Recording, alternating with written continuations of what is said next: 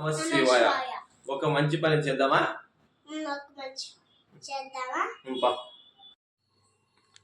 ఓం నమ శివాయ.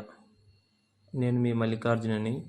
ఒక మంచి పని సేవా సంస్థ ఆధ్వర్యంలో ఎలకూర్ల గ్రామ నివాసి అయిన మా అన్నయ్య అతకల్లపట్నం మల్లేశ్వర స్వామి పూజారి గారైన శ్రీ శంకరయ్య గారు తన వద్ద ఉన్నటువంటి తనకు నిరుపయోగమైన వస్తువులను మన సంస్థకు అందించి వాటిని నిరాశ్రయులకు అవసరమైన వారికి వితరణ చేయాలని వాటిని మనకు అందించడం జరిగింది.